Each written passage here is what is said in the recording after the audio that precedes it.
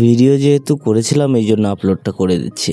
আমরা ঢাকা থেকে লঞ্চ ঘাটে পৌঁছাই পাটুরিয়া লঞ্চ ঘাট থেকে আমরা সামনে এগোতে থাকি।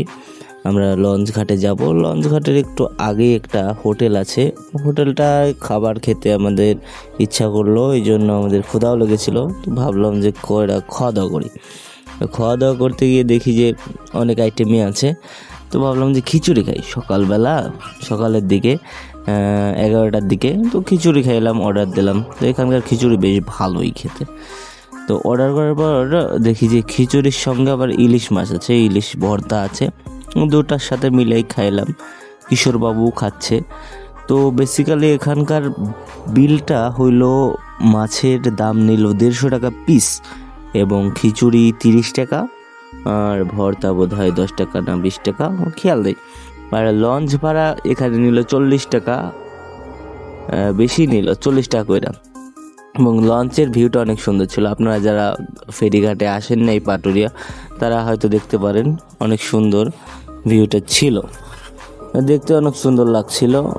চারপাশের ওয়েদার অনেক সুন্দর ছিল। আমার আস্তে আস্তে দুপুর হয়ে গিয়েছিল, 12টা বেজে গিয়েছিল, অর্থাৎ দুপুরের সময়টা। তো মোটামুটি তেমন কোনো ভিড় পাইনি আমরা একটু আগে এসেছিলাম, তারপরেও মোটামুটি খারাপ ভিউ ছিল না, অনেক ভালোই ভিড় ছিল। তবে ঢাকা গাবতলী থেকে আমাদের পাটুরিয়া আসতে 2 ঘন্টার একটু কম সময় লেগেছিল। আর এ পাশে এসে অনেক বাসটার সার্ভিসটা খুব খারাপ। পাটুরিয়া ঘাটের এই পাশে এসে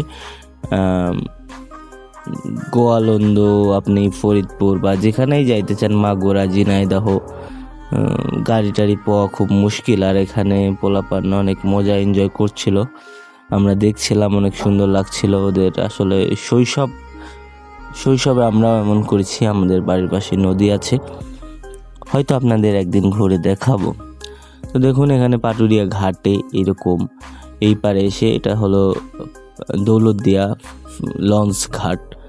এখানে পুলিশ সদস্যরাও ছিল, ভালো সিকিউরিটি দিচ্ছিল। লঞ্চ থেকে মানুষ নেমে যাচ্ছিল এবং অনেক মানুষ, প্রচুর মানুষ যাচ্ছিল। আমি আর কিশোরবাবু যাচ্ছিলাম। তো এখানে আপনারা দেখতে পাচ্ছেন, তো এইদিকে চারপাশে দোকান ছিল, ডাকাডাকি করতেছিল। তো পিছনে সামনে দিয়ে অনেক মানুষই ছিল। পরবর্তীতে আমরা ভালো কিছু মানুষ পেয়েছিলাম এবং আমরা এখন অবস্থান করছি বাস টার্মিনালে। এটা হলো গোয়ালন্দ বাস টার্মিনাল।